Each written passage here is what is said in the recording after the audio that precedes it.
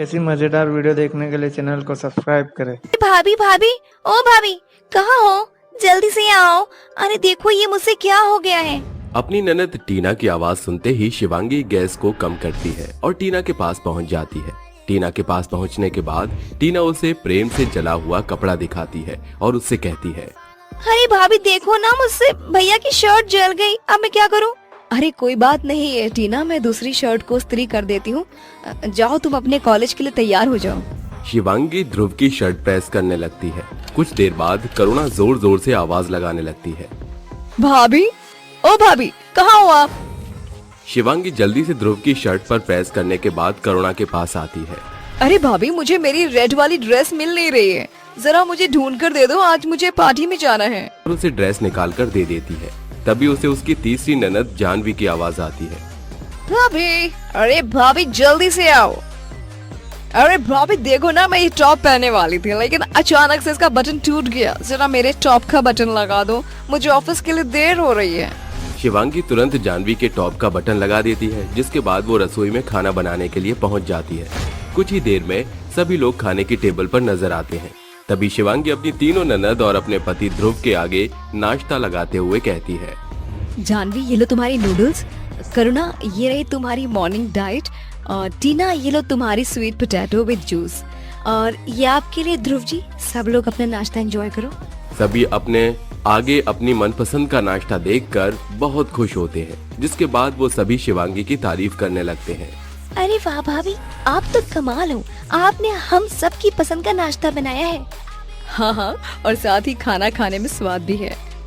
भैया आपने शिवांगी भाभी को इस घर में लाकर हमारी माँ की कमी को पूरा कर दिया।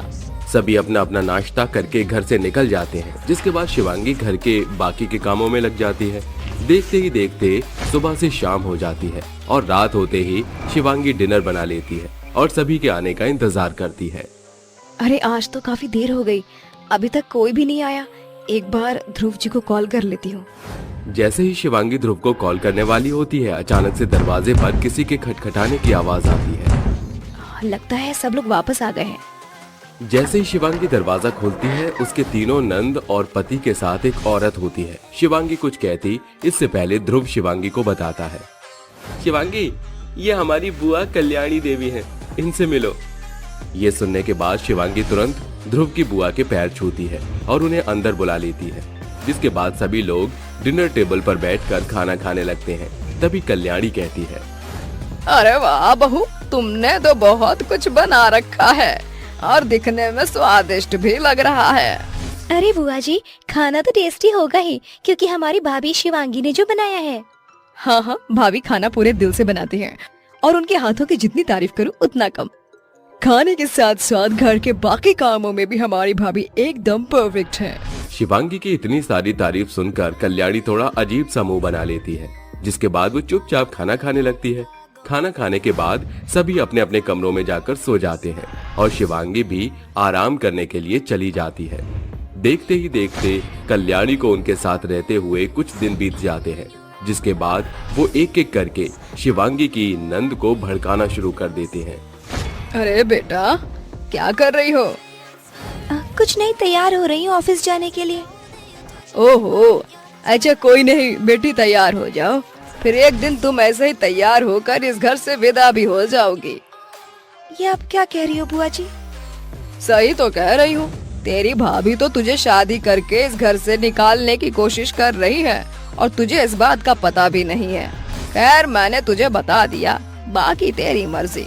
ऐसा कहकर कल्याणी वहाँ से चली जाती है, जिसके बाद टीना काफी देर तक बैठी हुई सोचती रहती है। वहीं कल्याणी करुणा और जानवी के पास जाती है, उन्हें भी इसी तरह जाकर भड़का देती है, जिसके बाद वो तीनों बहनें शिवांगी को बहुत ही अजीब नजरों से देखने लगती हैं और अपने मन ही मन सोचती हैं, देखो तो सही, इस भोली सी सूरत के पीछे कितना भयानक चेहरा है। खुद को आए हुए इस घर के अंदर 1 महीना भी नहीं हुआ और हमें निकालने की सोच रही है। अगर किसी ने मुझे इस घर से निकालने की कोशिश भी की तो मैं यहाँ से कहीं नहीं जाऊंगी। वे तीनों अपने मन ही मन विचार करने लगती हैं और तीनों खाने की टेबल पर बिना कुछ खाए उठ जाती हैं और निकल जाती हैं।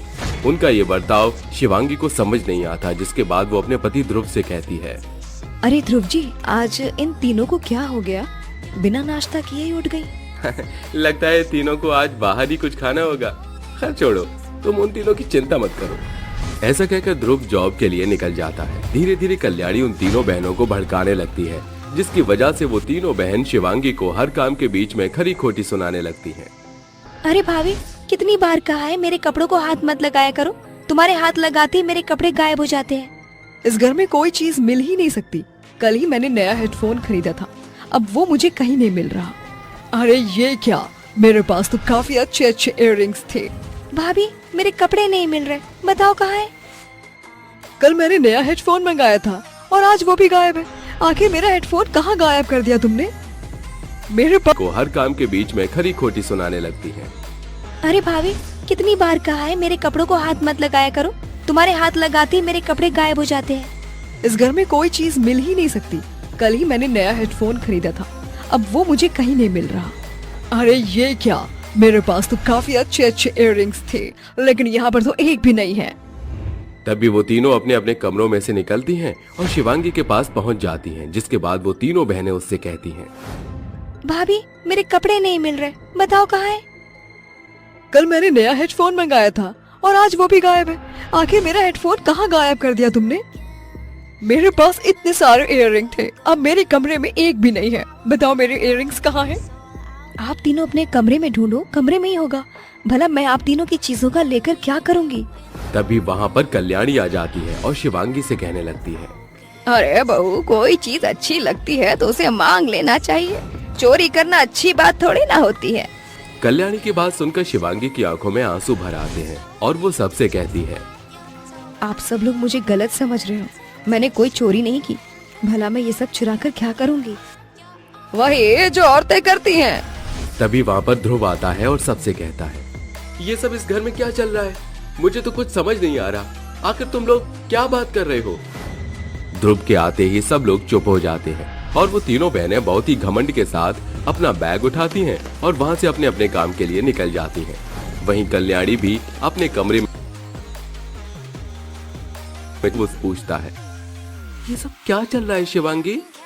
क्या तुम मुझे कुछ नहीं बताओगी?